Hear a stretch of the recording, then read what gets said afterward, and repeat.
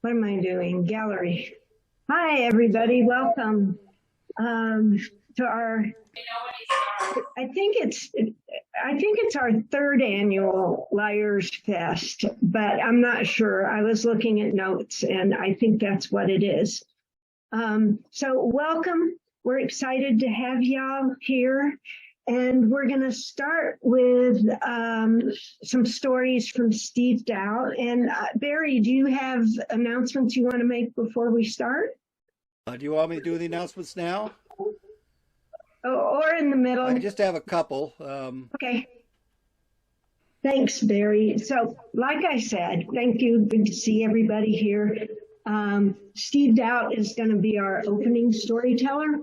And Steve has been telling stories ever since the doll first ate his homework. During his early years in Iowa, he told stories about imaginary ants. That's A-U-N-T, not A-N-T. Lovelorn people seeking advice and legendary pets.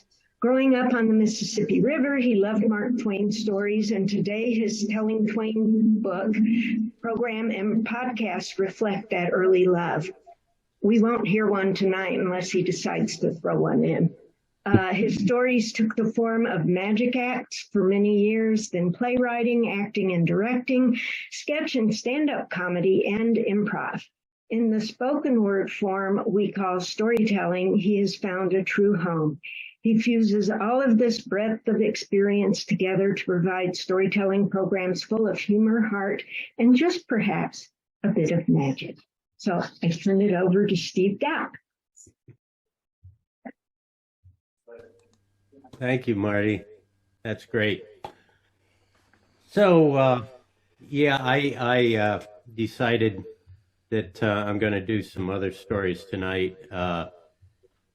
Although, you know, if there's popular demand, I can always tell a Twain story or two. But what I want to tell you about, I want to switch something up real quick here. I want to close out my chat so I can see things. So what I want to tell you about is this house. My wife and I bought this place about 15 years ago, and it was a wreck of a house. It was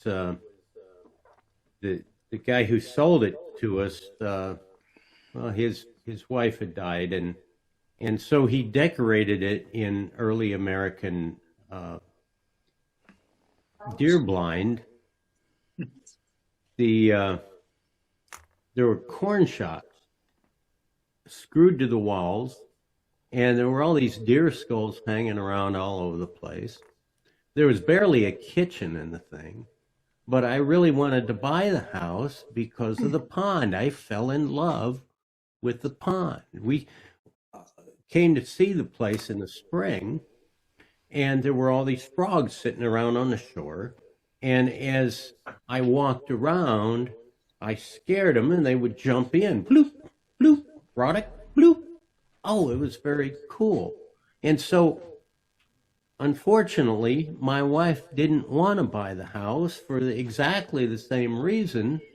She had grown up on a farm, and they had stock ponds, and when they had those, it was really expensive, and so she considered a pond to be a hole in the ground that you pour money into. But fortunately, she had been sick with the flu, and so she was in a weakened condition, and I was able to overcome her objections and kind of wear her down, and we bought the house. And so when we did, I started feeling responsible for those frogs. I mean, after all, I had adopted them kind of. And so I think that first year I got a little bit carried away. I trimmed the grass really short, and I would comb it so that the froggies didn't get all tangled up in it. And I would go down to the pet store, and I would buy these dry crickets, these freeze-dried crickets, and I would scatter them around on the shore there, just in case that the froggies wanted a snack. And that worked out pretty well for the summer. Everything went okay. But then the first really cold day, all those frogs disappeared. And I thought, did I do something to make them mad? Or maybe they didn't like the crickets, and maybe it killed them. I don't know. I didn't know. And well, I fretted about that all winter long. And then the following spring, the first really warm day, all the frogs came right back again. I thought, well, maybe frogs are like Michigan snowbirds. They hop on down at some pond in Florida for the winter, and then when it warms up, they come hopping back up here. Well, I did some research, and I discovered that it's all about the muck. The pond has this muck bottom, and the frogs, when it gets cold, they will burrow down into that bottom, that muck, and they'll go into a state of suspended animation. There are frogs that they found in Alaska that were in the permafrost. And these researchers that found them, they thought them out. The things had been in there for years. They thought them out. The frogs were just fine. So you can freeze frogs, but it doesn't hurt them. You can look that up. But if you freeze fish, it kills them. And I found that out about 8 years ago when we had this really cold winter. It was sub-zero for a couple of weeks. And that pond froze all the way to the bottom. And it killed all the fish. And so I started feeling responsible for the fish. And so I hired a guy to dig that pond deeper. Found out it was only about 5.5 feet deep. So I hired a guy to dig it down to 12, 13 feet. And when he did, he was finding all sorts of stuff in there. There was a layer of golf balls that the neighbors had been chunking into that pond. The neighbors up the hill had been chunking down into that pond for the last 35 years. There was this marl, which is just broken up shells. And at the very deepest part of that pond, there was this peat, this ancient peat like they have over in Scotland. Well, I got to looking at that peat, and it was kind of wiggly. It was wiggling. There were all these little wiggly things, and I looked, and well, they were like, there were minnows, and there were crayfish, and there were all sorts of little things. There was this salamander thing about that long, had gills, looked like a Michigan mud puppy that they have over in Lake Erie. And I wanted to repopulate the pond, so I was taking all those things out of the peat there, and I was throwing them into the pond to repopulate it. And it worked like a charm. By the middle of the summer, that pond was teeming with life. And the fish started growing. By the end of the summer, the fish were getting pretty good size, but there were fewer of them. And then there were fewer of them, and then by the next spring, they were all gone. Well, I wasn't sure what had happened, but I went out, I bought some bass, and it's not really it's not really very cheap to buy fish like that. It's pretty expensive to stock a pond with bass, but I did it because I thought I needed to do that. And well, the same thing happened. They did really fine through the summer. They started growing bigger and bigger. And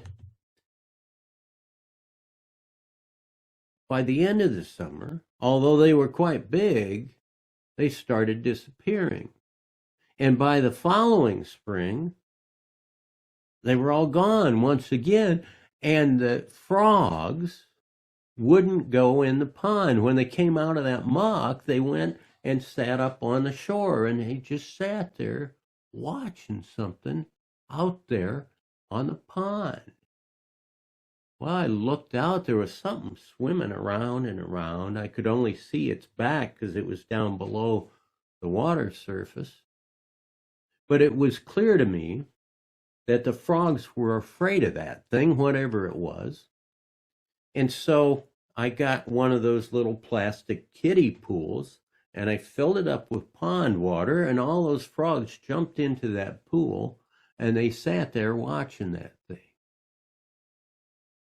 It was like they were watching a tennis match. Well, I never saw the thing there. It was always stayed submerged. And in the mornings, every once in a while, I would see there would be bones around the shore. Little mouse bones, or baby rabbits, stuff like that. So I figured it was nocturnal. So I bought one of those deer cams, the infrared cameras that go off automatically. I put it on a tree there by the pond, and then I needed bait. So I thought about it. Well, I thought, that whatever it is, it likes frogs, it likes fish, it likes baby rabbits. So it'd probably like a chicken. And so I got this chicken out of the freezer, and I put it out there. And sure enough, the next morning, that chicken with nothing but bones, and that camera had taken a bunch of pictures. It was that Michigan mud puppy, except it had grown quite a bit bigger.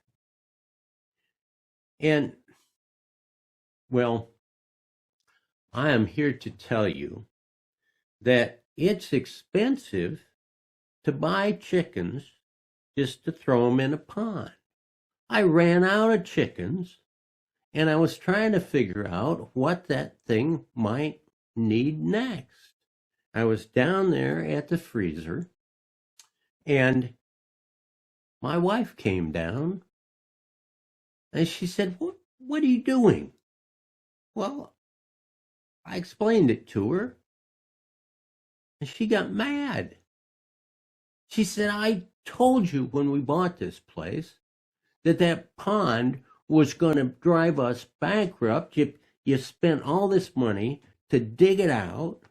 Then you spent money buying fish to put in it. And now you're feeding it our food? And I said, well, you got the things out there. You got to take care of them. I mean, we got this Michigan mud puppy thing, and she got really mad. And I said, go take a look. It's kind of cute.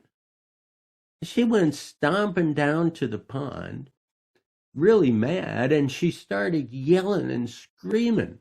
Now, I didn't know exactly what she was saying because I was trying to decide whether it would rather have a Swiss steak or a pork chop. And, well, a couple days later, I realized my wife was missing. And so I got the dog. The dog's a pretty good tracker, and I went with the dog down to the pond, figuring maybe the dog could figure out where my wife had gone. And we were down there, and that thing started swimming around, and it must have seen us because it made a beeline for us, came right at us. And that big old mud puppy head came up out of the water, flopped down right beside me, went after the dog. Well, at that point, I knew I had to do something because you don't mess with my dog. And so I hired a guy to take that thing over to Lake Erie, where I figured it needed to be. But he told me that he couldn't do that unless I pulled the permit from the state. So I went online and I did a permit there for the Department of Natural Resources, and that feller came out from the department and he looked at that thing out in the pond and he said, I can't give you a permit for that because that is not a Michigan mud puppy. You cannot put that into any of the Great Lakes. It's a mosasaurus from the Jurassic period. And as it turns out, the laws of the state specifically forbid you from putting something extinct in the Great Lakes. And clearly that thing was extinct. And so, well, I was stuck. And it is very expensive to buy chickens just to throw them in the pond. And of course, every time I bought another chicken, the things started growing a little bit more. And so I graduated to goats. And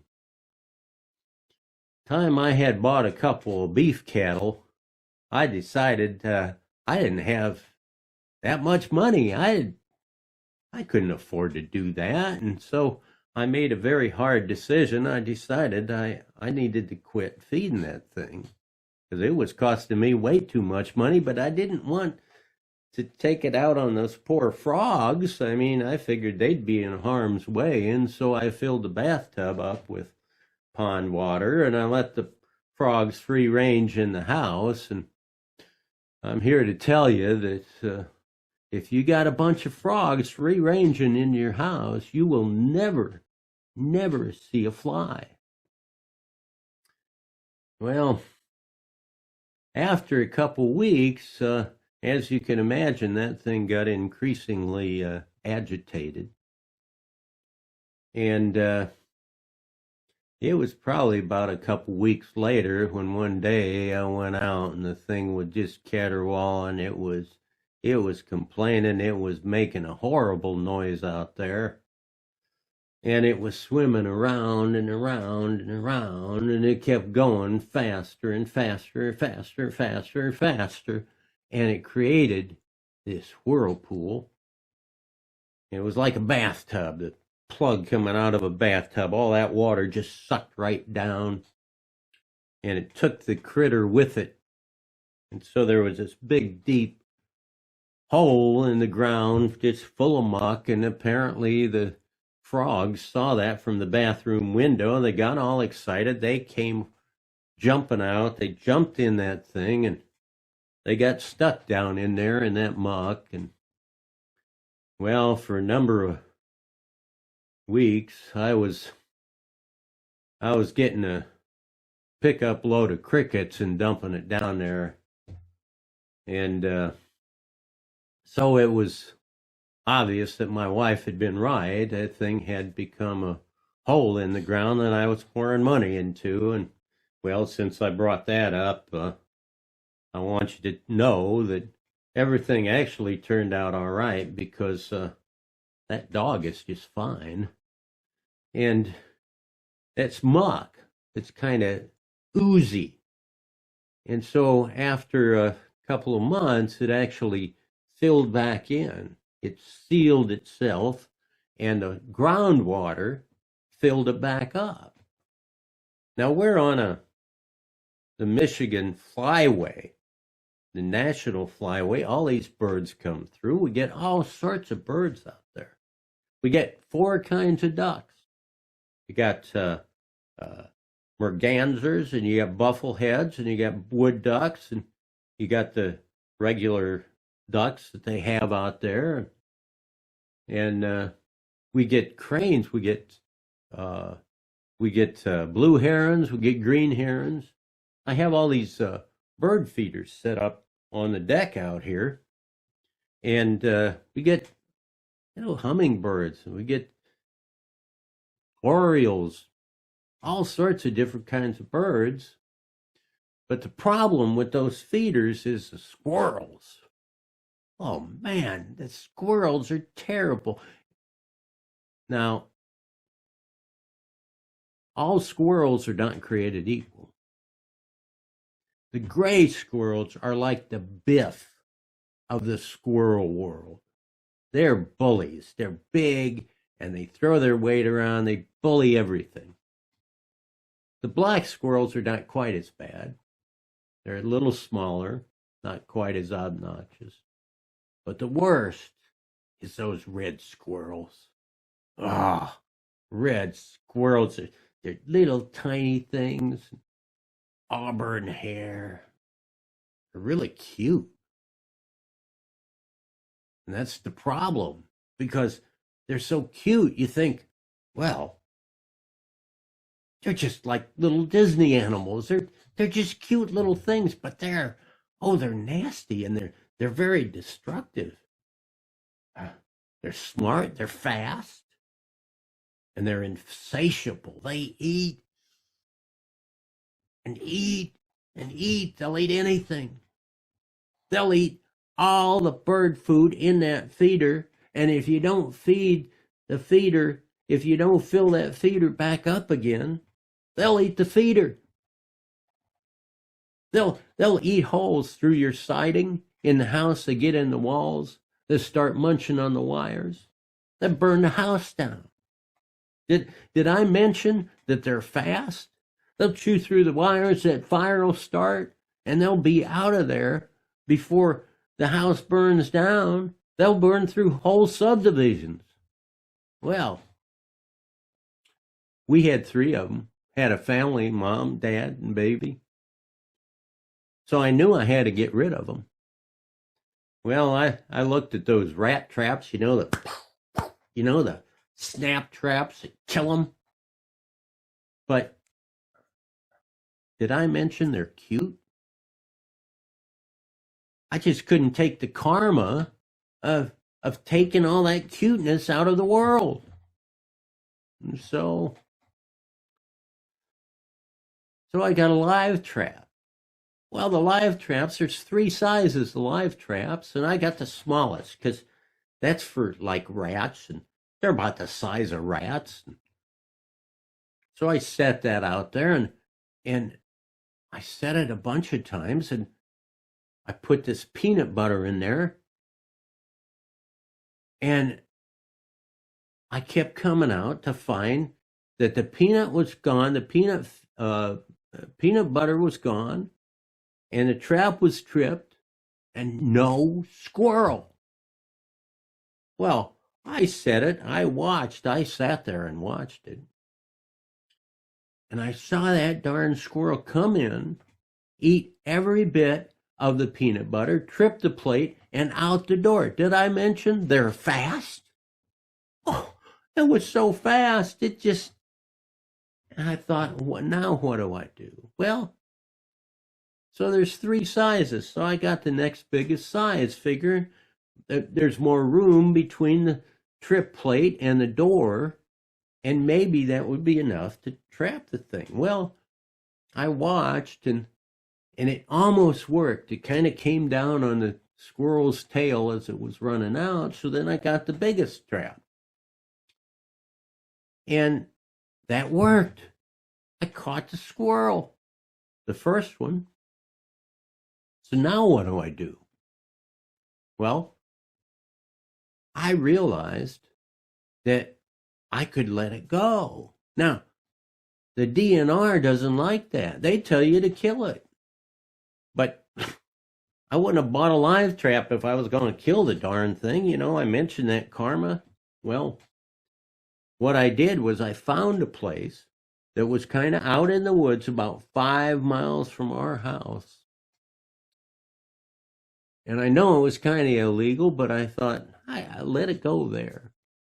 And the best thing about that spot was that there are 2 subdivisions between them and me. So I figured by the time I heard the fire trucks in that first subdivision was burning down, I would have enough time to list the house and sell it before it got back to my house. So I was able to catch all 3 of them.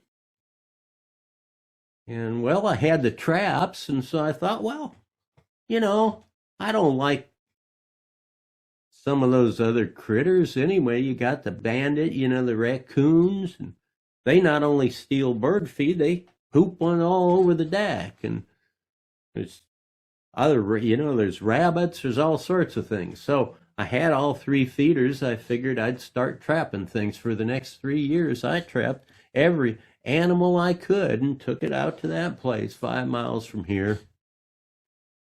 And then one day, after about 3 years, I caught a skunk. Now, it was a baby skunk, and I understand that skunks are born with stink glands, but it's like little boys and going to the bathroom. They have all their equipment, but they don't quite know what to do with it yet. And so this skunk, apparently, when it got trapped, it expended all of its stink. And so it didn't have anything left by the time I got to it the next morning. And it didn't smell too bad. It was kind of squeezing like it was trying to spray, but it didn't have any left. And so it didn't smell bad enough that I was not too worried about putting it in the car. I took it in the car and I took it out and let it go at that favorite spot of mine. And I learned 3 things right away. Number 1, those critters out there had not dissipated as I expected. They hadn't just gone into the woods, they set up a compound. Number 2, they do not like skunks. Because as soon as that poor little skunk went into the woods, I heard all this chittering and the skunk started screaming and it came running out, went right past me and into the woods behind me. And number 3, those red squirrels are like little Napoleons. They were the chiefs. They were running that compound. All 3 of them came out, started chittering at me. Then they turned around, started chittering at the animals back there behind them. And they all came out. They surrounded me. They pushed me into the car. All of them jumped in the car. They commandeered me back to this house. And they're out there right now. I was able to close the door and keep them out there for a little bit. But I have to tell you that these animals, they're not like the Disney thing. They're not little cute little animals, the Bambis and the little rabbits and stuff. No, they're pretty mean. You can't imagine the kind of things they've put me through, and they're insatiable. They eat, all of them eat. I'm doing grocery shopping every 3 or 4 days, 3 or 4 times a week, actually. And I've learned what all of them like, and I got to tell you, it probably doesn't surprise you that red squirrels like Nutella. And the last thing those little critters need is a bunch of sugar and caffeine. They are horrible little creatures. And I just want to get rid of them. And I'm telling you now, never let a creature like that into your house because they're just horrible little. What? How did you get in here? What? No, just, I told you, I got a whole jar of it, and I'll give you the whole jar. Just go get back out of here and leave. All right. I'm sorry. I misspoke. I love these little creatures. They're just so sweet. And they're here. I invited them here of my own free will. And I just love them. And I want them to stay forever. I'd sign the lease over to them. They can have the house. They really can. I just love them. What? Now you can read? Oh, look, don't even joke like that. Don't even pretend that you would do something. All right. I'm sorry. I have to go. Put the wires down.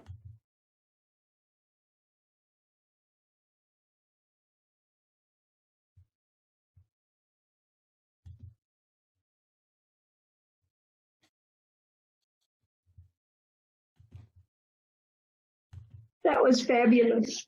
Thank you, Steve. Do you have another one you want to tell? Or was that it? I could tell a Twain story if you'd like. Do y'all want to hear a Twain story? I see some thumbs up and nods. I don't have gallery views, so I only see a few people. Go for it. I'd like to hear a Twain story. Like I told you, my dad loved Mark Twain, and I wish I knew about you when he was still alive. But anyway, go for it. Okay. I think I better back up for this. Okay, so Mark Twain, when his first long trip, he went to the Sandwich Islands, Hawaii. And before that, he had heard this story while he was in a silver mining camp in California. And he wrote up his version of it. And then he went off to the Sandwich Islands. By the time he got back, it had been spread all around the country, and it was a story that made him famous. And he considered himself a journalist at the time, and so he complained to his mother and his sister that here he'd done all this important journalistic work, and now he was being praised for this villainous backwoods tale. And it became the notorious Jumping Frog of Calaveras County. So this is my version. It's not as Twain wrote it.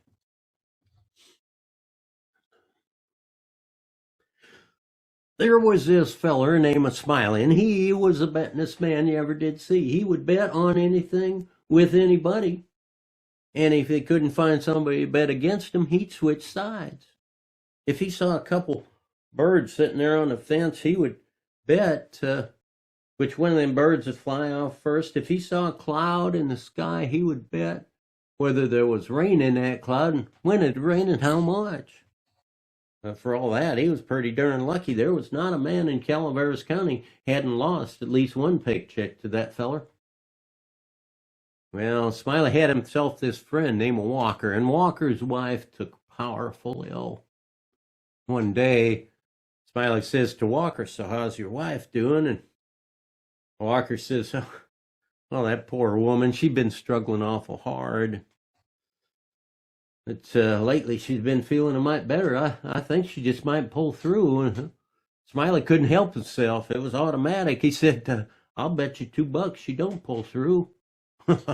Well, as you can imagine, this made Walker pretty mad. Just the fact that Smiley would imagine he would bet on the life of his own wife. And then later on, he got mad again.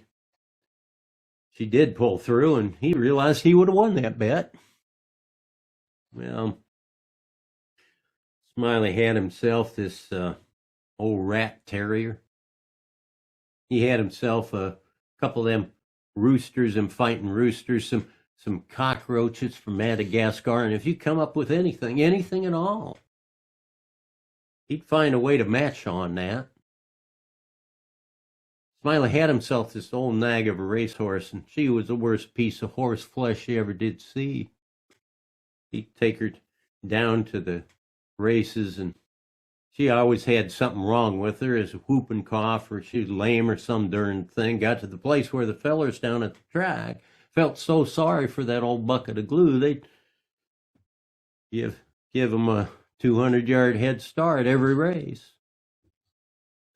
But even at that, the old nag would lay back and the field would pass her by, and she'd be struggling just to stay upright. And then somehow toward the end of the race, she'd get all excited like, and the spindly legs would start flying every which way, and she'd start huffing, blowing her nose. And she'd win that race by half a head every time. Well, one day, Smiley catched himself this frog. And he decided he was going to educate that frog, so he took that frog in his backyard, and for 3 months he did nothing but teach that frog how to jump. Well, the way he taught that frog was he'd point out flies to him, and that frog could nail a fly from here to the back of the room in midair. Smiley called that frog Daniel Webster. Got to the place where all he had to do was say flies, Daniel, that frog would take to jumping all over the place. But even at that frog was just as sweet and as humble as any frog you ever met. That was until Smiley started winning a lot of money with that frog. He started pampering that frog. Built a little box, lined it with velvet, put that frog in there. Made a little tinfoil hat for that frog. And that frog started thinking it was pretty hot stuff. Everybody in Calaveras County wanted to take both of them down a peg or two. Well, one day Smiley's sitting there at the bar. He's got Daniel Webster sitting there on a box right in front of him. And this stranger feller walks in. That stranger feller walks up and sees that box. He's going to get some beer, and he sees that box. He says, so what might you have in the box? And Smiley says, well, might be a pigeon, might be a turtle, but it ain't. It's just a frog. Well, so it is. So what's a frog good for then? Well, this here frog is Daniel Webster, and he's good for one thing. He can outjump any frog in Calaveras County. Well, I'm not from Calaveras County. I never seen a frog like that. I don't see any different in that frog than any other frog I ever seen. Well, maybe you don't, but I got my beliefs, and I got $40. Says this here frog outjump any frog in Calaveras County.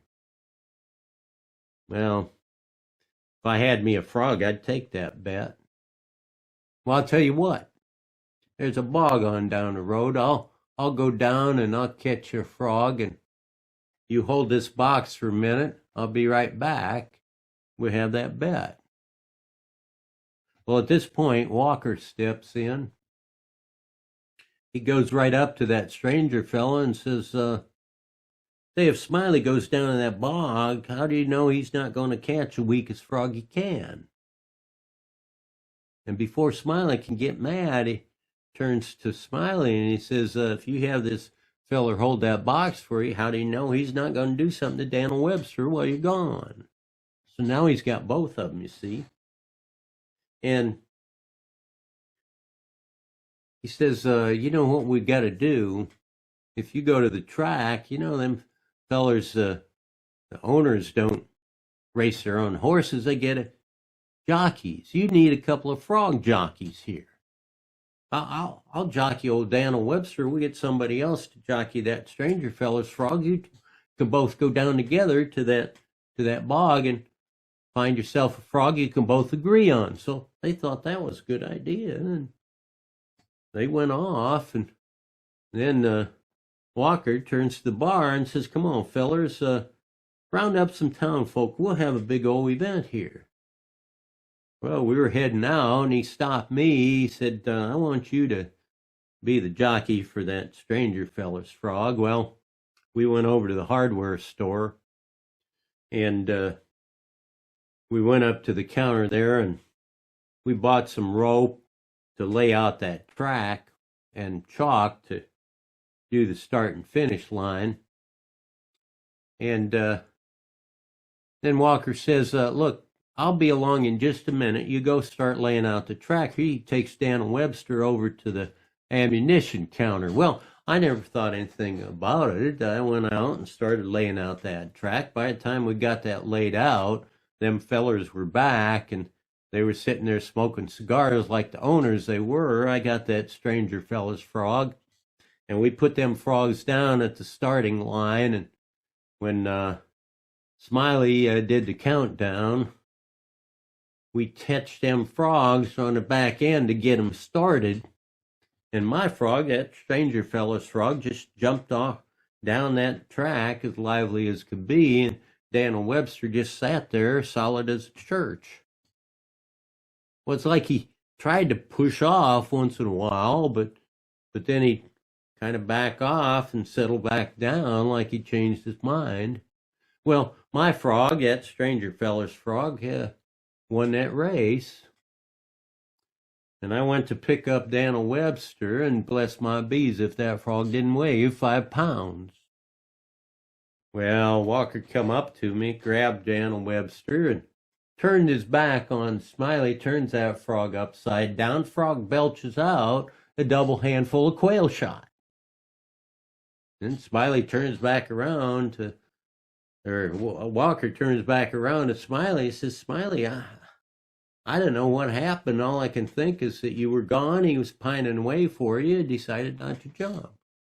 And at that point, that frog launched itself off the palm of Walker's hand, flew halfway across the street, and plopped down there in Smiley's lap. Well, that stranger feller goes up to Smiley, collects his $40, says, "Like I said, I don't see nothing different about that frog than any other frog I ever seen."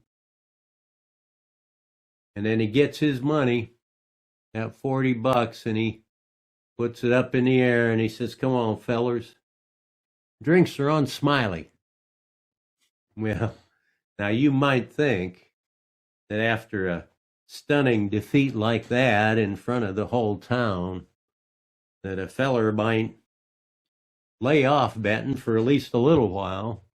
But the next time I saw Smiley, he's got a yeller one-eyed cow. Cow's only got 3 legs. I don't know what he's doing with that cow, but I do know he's working up a bet of some sort. And that's my version of the notorious jumping frog at Calaveras County.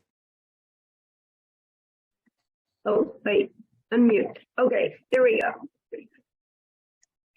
Great story. I forgot to ask you something, Steve. You disappeared. So, what happened to your wife? Well, Sue is just in the other room. She's my current wife. But she wasn't eaten by the extinct whatever it was. The dog was more important. Yeah. The dog's Exactly. fine. Okay, that's what I thought. Anyway, thank you so much. I think I'm next. And just to introduce myself a little bit, I'm Marty Fallshore. I'm in Ellensburg, Washington. And growing up, I was a major truth teller. I never lied. Somebody gives me 50 cents too much change, I'll give it back to them. I had a really good friend I wasn't allowed to visit. And so I would go buy another friend's house that I was allowed to visit, so I could tell my mom I went by to visit, or I went by whatever it was to go. And then I went to visit my more fun friend. So I would go out of my way to not lie, but also not tell the truth. So I've been having a really good time lying and telling tall tales, and it's reached the point where if I'm telling something to someone, they don't believe me, which I guess is what happens. So I need to change something real quick because I want to see everybody. There we go. So my father always wanted to be an orchestra conductor. When I was first growing up, we lived in this small town in Alabama called Camp Hill, Alabama. And he actually had this LP, you know, those things that are all the rage right now, that was music for frustrated conductors. And it came with an instruction book, music by Arthur Fiedler and some other people. And it actually came with a baton, a conductor's baton. And I have strong memories of my father being in the living room conducting these records following the music. So when I was about 6 or 7, they moved us to Atlanta, which I was disappointed in because I liked living in the small town. But Atlanta had all the cultural stuff that they really wanted. It had the orchestra, it had opera, plays, jazz concerts. Al Hurt came a couple of times and we got to see him. It had baseball, Major League Baseball. So my parents were really into that sort of thing. And of course, they brought us to all those events as well as kids. There were 4 of us, and I was the baby. So you go to these events in a big city and you park your car, and then at the end, 10,000 people are all leaving at the same time, all of them going to the same parking lots, getting in their cars, driving. Well, of course, getting out of the parking lots was tricky. And my father at one point figured out that he could let my mom drive, which never happened, and he could walk out to the street and conduct the traffic until our car got there, and then he would hop in and we would go to the next traffic jam and he would hop out and conduct the traffic till the car got there. But he was fair about it. It was like a 4-way stop. So he'd let this person go and then this person and that person, the ones behind him, and he's out there conducting all the traffic. And the first time he did it, of course, it was on a whim, but then he started taking his conducting baton with him so he could actually use his baton to conduct the traffic. So this one time I'm telling you about, I had followed him, which I would do quite often, and sit off to the side and watch him conduct.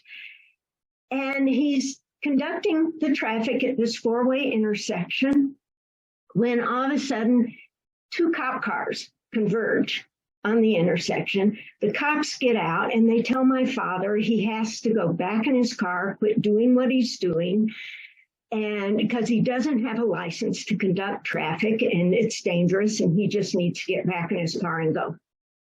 Well, meanwhile, the people in the nearby cars who now can't go anywhere because there are cop cars in the way, get out and they tell the cops that my dad's doing a good thing and they should leave him alone, go away and let him conduct the traffic because traffic was actually moving. Well, the police were really adamant that he needed to quit. He needed to go and go back in his car and go home and just deal with the traffic as it was. And one thing you need to know is this is the 60s, right? Early 60s, late 50s. And when we would go out to any of these events, when anybody went out, they were dressed to the nines. Women would be in their gowns with their gloves and matching hats and matching purses. The men would be in tuxedos or tails. Yes, my father owned a tuxedo just for these kind of events, not to the baseball games, but, to the opera and stuff. So he's out there in his tuxedo. All these other people are out there in their gowns or their tuxedos, and they're telling the police to leave him alone. And more people are coming out of their cars to try to see what's going on, and they're all telling the police to go away. And the police are getting a little agitated because they're losing control of the crowd. So they call for backup. Paddy wagons come, and they tell everybody, we're going to arrest you if you don't get back in your cars and go home. And they're still yelling at the police to let my father do what he's doing, to let him conduct the traffic. And the police are starting to threaten them with getting arrested when this little lady comes out of the crowd. She's wearing this gorgeous beaded dress, beaded gloves, matching hat, matching shoes, matching purse. She looks a little Ruth Bader Ginsburg. I can't say her name all of a sudden. And she goes up to the head cop and takes her little beaded purse and whaps him on the shoulder and says, leave this man alone. And the cops lose it. And they're like, okay, everybody who's out of their car, you're under arrest. And they herd everybody into the paddy wagons. Meanwhile, some of the cars don't have drivers. They get towed. The cars that do have drivers wait for the other cars to get towed so they can go. I walk back to the car where my mom and my siblings are waiting, and I'm like, Ma, Dad just got arrested for conducting traffic. And she kind of rolls her eyes like this is typical. And we eventually make it home. And my dad eventually comes back from the police, pays his fine or whatever it was. I was little, I don't remember. And he continued to conduct traffic until he couldn't anymore. And when he couldn't do it anymore, because he got really old, of course, when he couldn't do it anymore, he passed the baton on to me. And I live in a small town, as it says on here. I live in Ellensburg, Washington. We're a college town and a cow town. We don't have any traffic jams typically. And if I go to Seattle or someplace for an event, I park and take the bus so I don't have to deal with the traffic. But in honor of my father, every Friday when a lot of the students are leaving town to go back to home, to the west side where they live, I go out and I conduct the traffic in his honor. Thank you.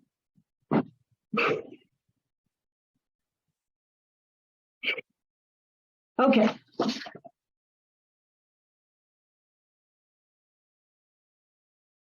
Next up, I suppose I should comment about myself, but I won't.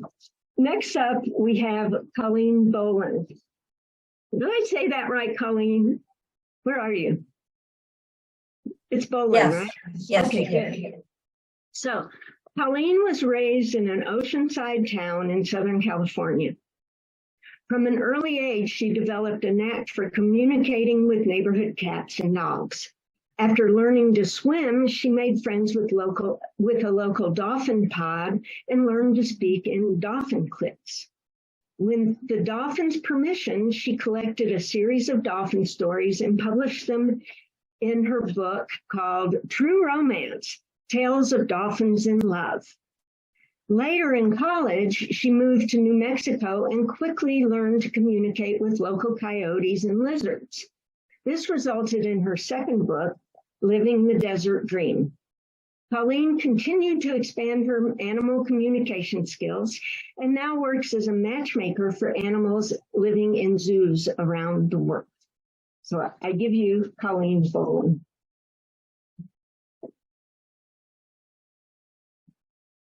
My best and worst day of my 7-year-old life was April 22nd, 1963, on a family road trip. Us kids sat in the back, my older brother, me in the middle, and my younger sister.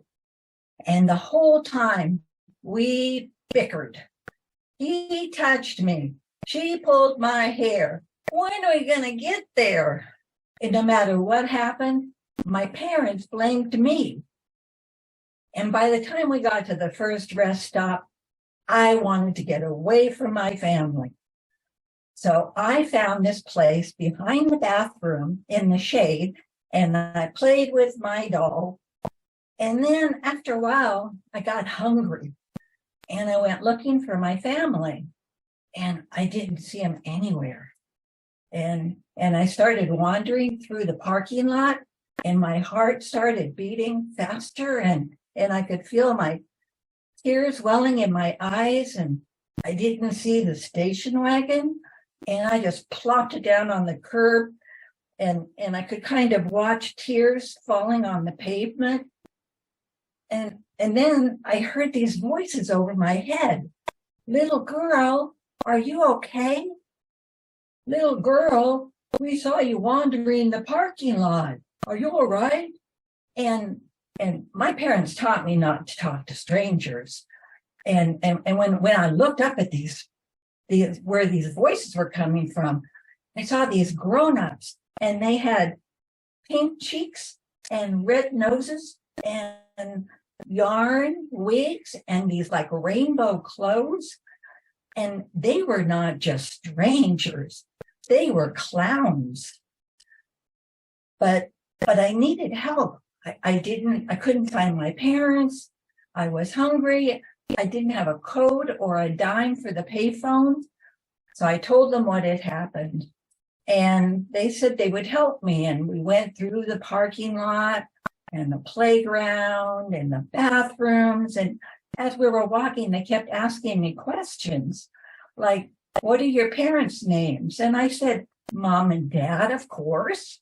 And I could tell they did not like my answers because I could see frowns, even though they had smiles painted on their faces. And after a while, they said, we need to go over to the payphone and call the police and see if they can help you. But when we got to the payphone, it was broken. And they said, well, we'll drive down the highway until we find a payphone that works. And so I looked over at their little itty bitty clown car, and I wasn't sure how we were all going to fit in there. But we got in, and it was big. It was as big as our station wagon from the inside. And we started going down the road, and Binky, the woman clown, blew up these long tube balloons, and she made me a hat with a big flower on top. And Bonky, the male clown, he was the driver. Then, as we're going down the highway, we saw this sign saying Highway Patrol. They thought that was what we needed to do. So we stopped there and we marched in. And as we marched through the door, there was silence as everybody watched these two clowns and this little girl with a balloon hat with a flower on top walk in. And then one of the officers said, I think I know who you are. You are the girl with the panicking parents. Your parents came in and they were saying that they had lost you and they were going to stay down the road in a hotel. I'll call them. So he did. And moments, just a couple of minutes later, in comes my mom and dad, give me a big hug. And my sister gave me a hug. Even my brother, who usually knuckles my head, he gave me a hug. And so we all said thank you to the clowns and to the officers, and we're heading out the door when one of the officers says, excuse me, little girl, I've been working here for 23 years, and I have seen a lot of kids try and run off with the circus, but you're the only one I've ever seen who had the circus come to her.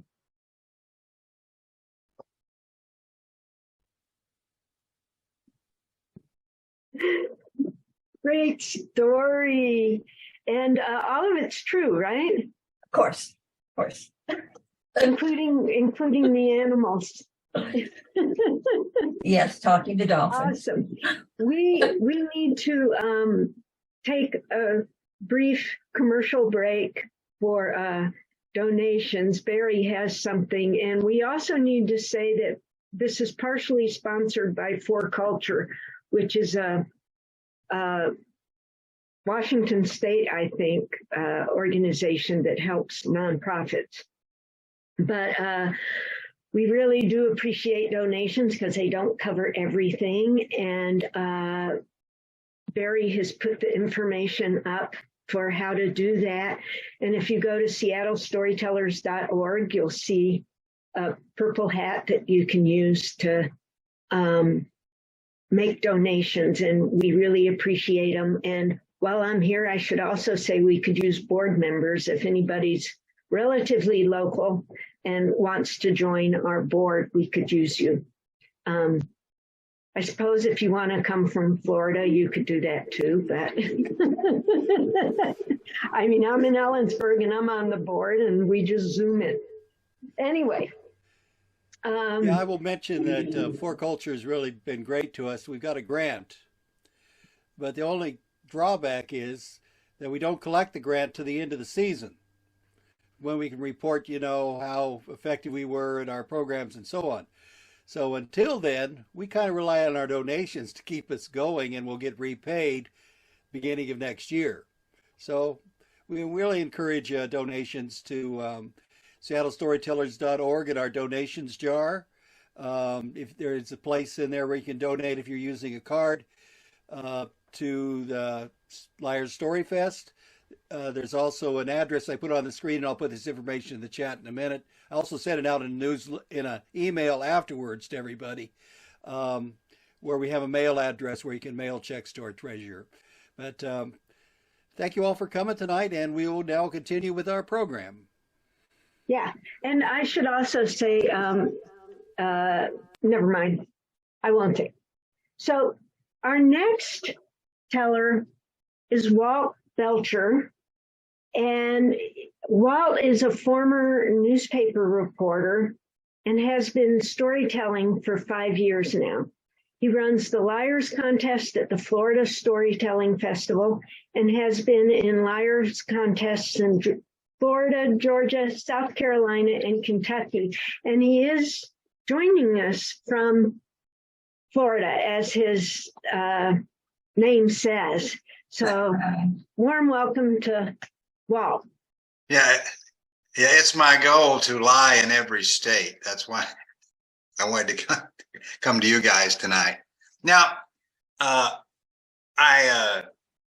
want to tell you this story. I live in Florida now, but I grew up in the Appalachia. I live in the North Carolina, South Carolina area at the foothills of the Appalachia. And if I was to tell you I was 100 years old, you'd say, "Oh, you look pretty good to be 100." And if I was to tell you I was 40 years old, you'd say, "Well, boy, you've been rode hard and put up with." Though the truth is, I'm 99 years old. And I'm old enough to have survived the coldest winter in the history of the Carolinas. I mean, it was cold. I was living alone in a cabin up in the mountains north of in North Carolina, South Carolina, Georgia, that little corner up there where they all come together. And I was living there, and it was so cold that winter that when I went outside, my shadow would freeze to the ground, and I had to carry around an ice pick to chip it up so it could keep up with me. It was so cold that the birds, when they tried to fly, their feathers would freeze together and they'd fall out of the sky. Now, I took to wearing a metal colander that I found in the kitchen and put it on my head so the birds would just bounce off and I wouldn't get hurt too bad. In fact, it was so cold that when people talked, the words would freeze as they came out of their mouths, and we had to wait to springtime to hear what they said. And in fact, I heard that down in the valley, chickens were running into Colonel Sanders asking to be put in the pressure cooker to get warm. I mean, it was. I saw two foxes trying to jumpstart a rabbit with jumper cables so they could have something to chase. It was just that cold, that cold. Now, the worst thing about it was I couldn't build a fire, because if you tried to build a fire outside, well, it would freeze and the flames would freeze, and it wouldn't burn anything, and take it inside and you might burn the house down. that meant that I couldn't run my moonshine still. And that's what we did up there in the mountains. We made moonshine because you could always make more money with corn liquor than you could with corn. And so I couldn't run my still because I couldn't get a fire going. And I had one of the best stills around. We had recycling up there in the mountains before it was fashionable. I mean, people would throw stuff out on the side of the road and other people would come pick it up. And I had found 2 copper bathtubs and I had welded them together. And I made this big, long vat that I could put my moonshine in. Of course, I couldn't build a fire. Now, I was okay inside the cabin. I had plenty of food. I don't know if kudzu grows up there where you are, but kudzu grows all through the South. It's an Asian plant that they brought in to stop erosion, but it took over. It grows fast. It'll grow on you if you don't move. And so we had kudzu.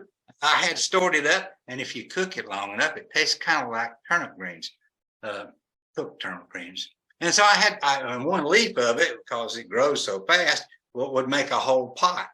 So I had plenty of kudzu to eat, and I had plenty of wood stored up. My only problem was I'd get that fire going, and I'd get my backside warm, and I'd run over there and jump in the bed, and I was still cold. And I was shivering under the covers. And I'd get back out, and I'd go by the fire, and I'd get my backside warm again. And then I'd run over, and I'd jump in the bed and cover up, and I was still cold. But I knew that on the other side of the mountain, there was a bear hibernating in a cave. And I thought, well, maybe if I took my knife over there and I got that bear while he was asleep and I skinned him, I could have that fur coat to wear and it might keep me warm. So I got my knife and I go over there and I go in the cave and I'm looking at the bear and I got my knife up. I'm ready to get him, and I just can't do it. He just looked so sweet laying there, just snoring and hibernating. And I couldn't, he was just so cute. I couldn't kill him. But then I wondered, how deep is that hibernation? How sleepy is he? And I got a hold of his big toe and I pulled a little bit. He didn't wake up. I got a hold of his foot and I pulled it. He didn't wake up. I drug that rascal all the way out of the cave and put him in my bed. He didn't wake up. Now I had a bear in my bed. And when I go over to the stove and I get my backside warm, and then I'd run over there and jump under the covers, I could cuddle with that bear. And we cuddled all winter long. He didn't wake up. I woke up every day and I went to bed every night. And I was like his human teddy bear. And springtime was about to come. And I was wondering if I could start my moonshine still up again.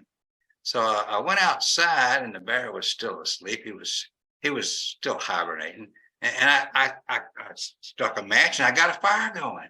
Unfortunately, that moonshine had sat there all winter long, and as it thawed out and the fumes came up and it exploded, and the top of that thing came off and the bottom tub was sitting there full of moonshine, steam rising off of it.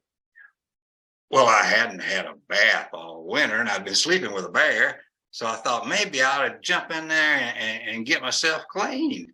So I stripped myself down to my long johns and I jumped in there, and oh, I tell you, you don't have to drink that moonshine sometimes. If you just soak in it, it kind of gives you a little buzz. And there I was feeling pretty good, warm, laying there. I forgot all about the bear. He woke up. He wasn't in a cave anymore. He was in a human bed. He was in a human house. He was upset. He come running out of that house. He busted through the front door, came down the steps, ran across the yard, and he was coming right at me, and I could see his eyes and his jaws and his slobbered. Oh, he was coming right at me, and I thought I was a goner. I just knew he was going to get me. And he jumps up in the air and comes right down into that moonshine and right in the tub with me and comes right up in front of my face. He gives me a big old lick. He puts his arm around me. We had bonded. And we sat there for a while, and we seemed, and the moonshine made him feel a little good. And I didn't have to go back to making moonshine because I had invented the hot tub, and I also had hot tub with a buzz, so I could make my living by renting it out. And sometimes late at night when there was nobody around, the bear came back and we had a party. And that's the honest truth. That's how I became the inventor of the hot tub. always wondered where those came from. This is better with moonshine in it. I have to tell you, I was backpacking in the mountains of Georgia somewhere with a friend, and we were off trail wandering around, and we came across somebody's still. This was probably in the early 70s and terrified us. We just turned right around and went away. But yeah. They did it for a long time. They did it up into the 50s, 60s. They were still making moonshine. Well, I mean, they may be still doing it now. I bet some places they still are. It was scary to run into that, though. Now it's legal. So, yeah, now it is legal. So we have one more story tonight. Thank you for that, by the way, Walt. Thank you for introducing yourself to us. One more story from Jen Stone.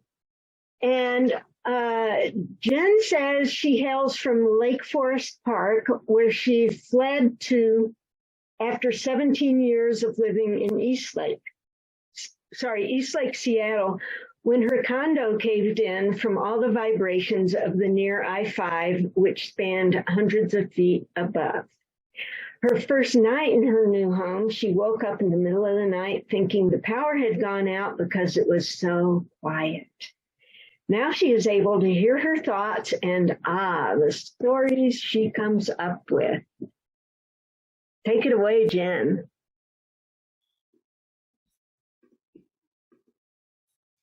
Hi. I'm so glad you hung out here because there's something I really need to tell you. See, I work in IT, and that means that I know more than the average person about all the ways that you can be hacked. Your phone can be hacked, your car can be hacked, your heating system can be hacked, your pacemaker can be hacked, your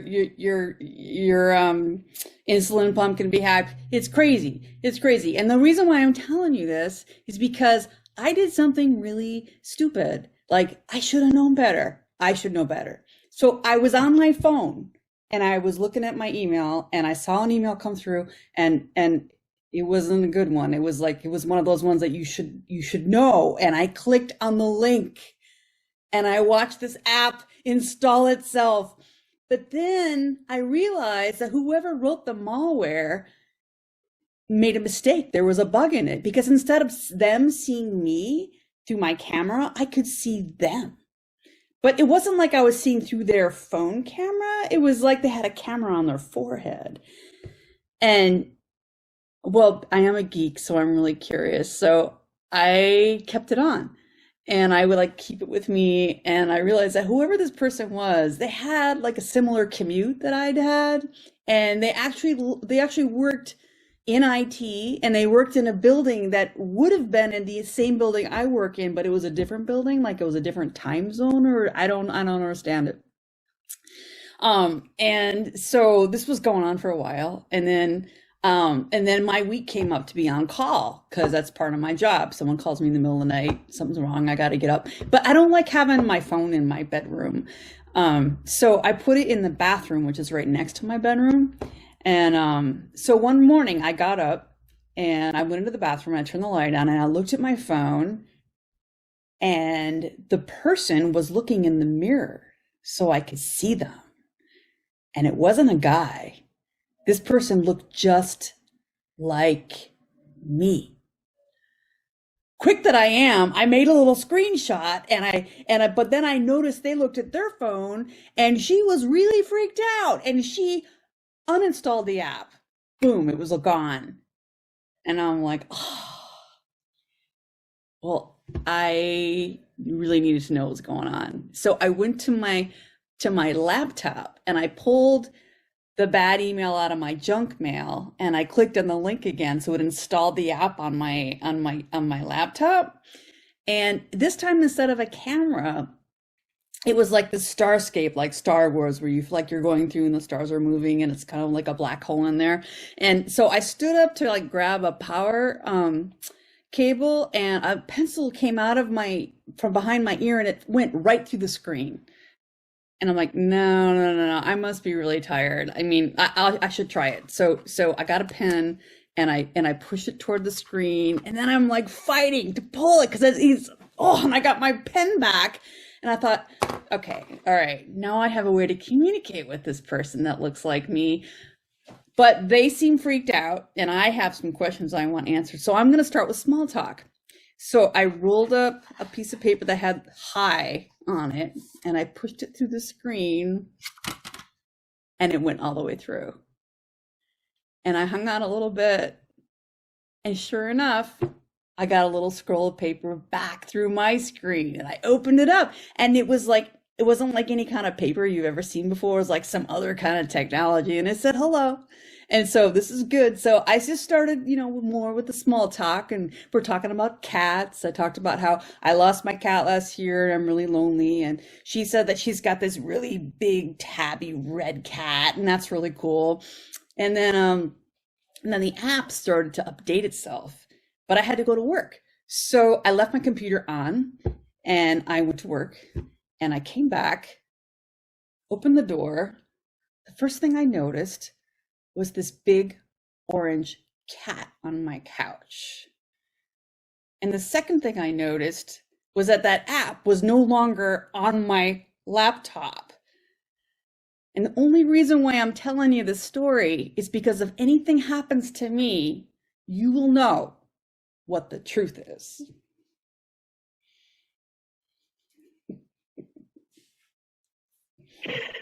It's a scary world out there.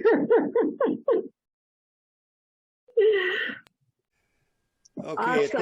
at this Just want to say, if anybody's interested, Colleen and Jen and some other people are in a group I started, which we call ourselves the Little Liars Group, and we meet the fourth Mondays of the month. And if anybody wants to join us, I can stick my email in the chat, and you can email me, and I will add you to our list. So we're meeting this coming Monday, and we're going to practice for folk life for the Liars Contest, which I don't like competing, which is why I'm emceeing the contest, because I get to tell a lie anyway, but I don't have the competition going on. So I'm going to put my email in, if I can do it to everybody. And if anybody's interested, please join us at our Little Liars Group.